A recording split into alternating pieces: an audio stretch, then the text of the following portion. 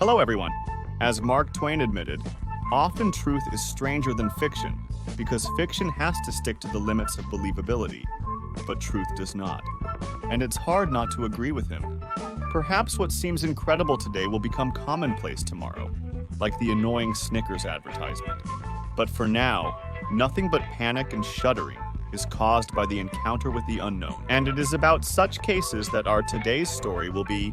So we sit back comfortably, open a new pack of diapers, and put forward our versions of what's happening.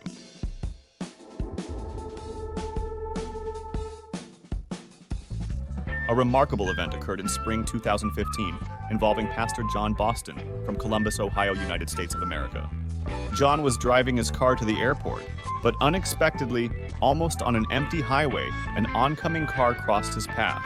To avoid a collision, John swerved onto the shoulder and crashed into a high-voltage power line pole. Although the impact was not very strong, the equipment under a tension of 10,000 volts broke off and fell on the roof of the car. Under the effect of the strongest discharge, the metal, windshield, and rubber on the wheels began to melt. It was impossible to open the door due to the jammed seatbelt. In this desperate situation, John saw a skinny homeless man approach the car and almost effortlessly open the overheated door handle.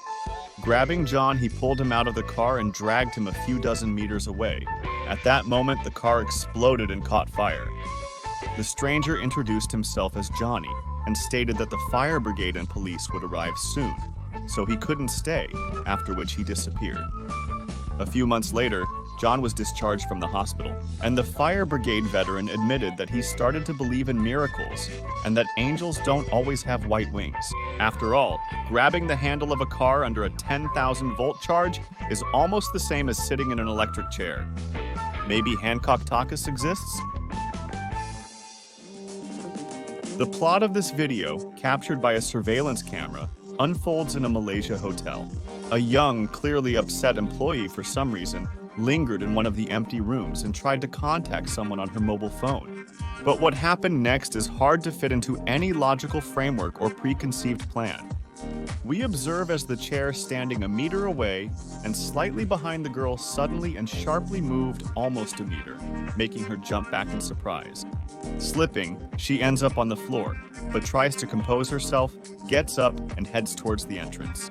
And then someone invisible, as if a fluff, picks up two huge tables and several chairs at once, and then simply blocks the entrance door with them.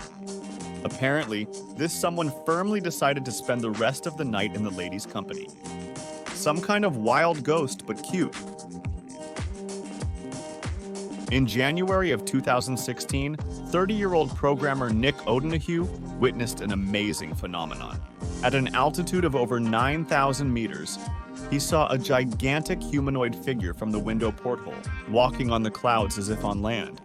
A detailed article with photos was published in the Daily Mail on January 18th. Being a practical and rational person, Nick decided to make sure that what he saw was not a hallucination. I asked the lady sitting next to me if she sees anything unusual. She was stunned. Then I took the camera, and as the plane slowly passed by, I took a few shots. The whole process took about 2 minutes, and the wandering silhouette could be clearly seen. The bipedal giant figure slowly moved across the roof of clouds, casting a clearly defined shadow. Some website users suggested that it was the heat from the ground smokestacks pushing up through the layer of clouds. But I don't think so. The cloud cover was too dense. I would like to hear the opinion of those who understand clouds, Nick commented. And truly unforgettable encounter with the supernatural occurred in July of 2013 for a miner named Billy from Nevada, United States of America. Billy had visited hundreds of abandoned mines, but one of the oldest mines in America, the abandoned Horton mine founded back in 1800, always held a special interest for him. As Billy later admitted, this was not the best decision of his life. Well, at first glance, nothing special. It appears identical to how it was 2 centuries ago. However, let's join Billy and see everything with our own eyes.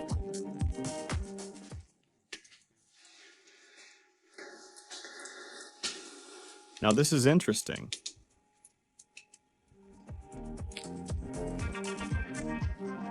Take a look at this hellish attraction 30 meters ahead. Billy decides it's time to go back. And of course, we will agree with such a decision. It's unclear what influenced Billy's decision to return. Unsatisfied subscribers left hanging by the unfinished intrigue or personal karma. But he turned out to be a tough nut to crack and realized that he would have to go through the fear room to the end. A year later, in June of 2014, armed with a couple of adult diapers, he stood again at the round entrance to the Horton mine and turned on the camera. So let's go! The number of chains clearly hasn't decreased over the year. Billy is examining the condition of the safety frame, which prevents a collapse. The frame as such is already missing, and the deep mud makes movement difficult. It's noticeable that he really wants to go back.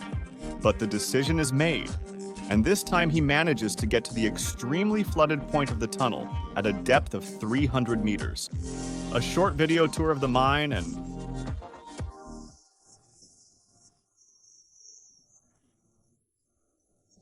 What the hell?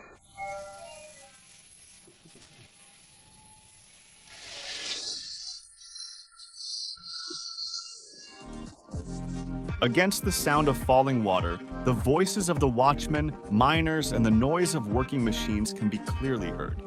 Apparently, this time the ghost of the mine decided to put on a whole show for Billy. Naturally, thanking for the professional gift, the latter still preferred to head for the exit, promising himself and his subscribers to never return there again. We are familiar with stories about what those possessed by an evil spirit might look like from books, movies, and eyewitness accounts. But hardly any of us can assume that a bright and unforgettable encounter with absolute evil can happen in the most ordinary supermarket. Meanwhile, this is exactly what happened to the visitors of one of the Chinese shops, and in broad daylight. The first to try to help was a concerned girl, but unsuccessfully. The noise attracted random witnesses. After a sporty guy in his 20s skillfully performed some tricky manipulations and was thrown to the rack, the situation was finally brought under control. In the end, after several minutes of intense struggle, they managed to revive the victim, calm her down, and lead her out of the store. Yes, friends, what you see can in no way be a montage.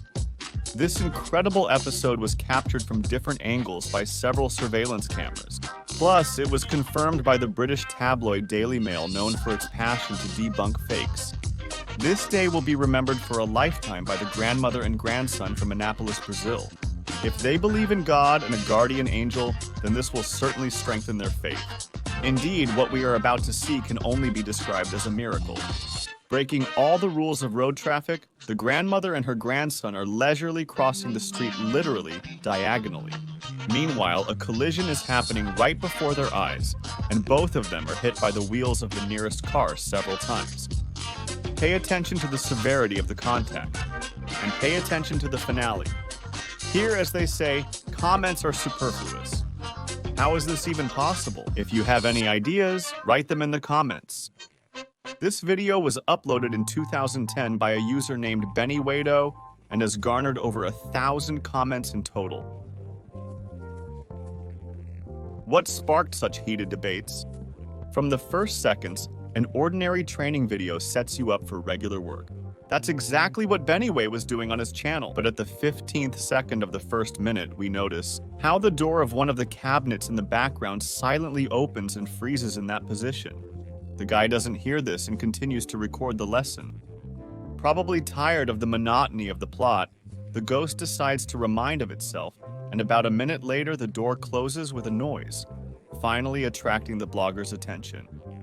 Users' opinions on the sincerity of Bennyway were divided. Some believed that the camera was not set to shoot the main plot, but the background. The cabinet was opened with a fishing line from another room and shut by the closing mechanism. Others are sure that it could not have been done without a poltergeist. The guy was born lucky and everything could have looked much more convincing. Well, in order not to lose vigilance in art and to distinguish fake passions from real ones, we suggest you relax a bit and appreciate the brilliant prank by the workers of a New York cafe, where telekinesis and poltergeist have long been in trend. And as you understand, they are not the first and, of course, not the last. We recommend the Orange channel. Incredible facts, mysterious incidents, and funny stories from life. In short, everything for your good mood. Subscribe right now. The link is displayed and described. That's all. If you enjoyed this video, we would appreciate a like and share. For now, until we meet again!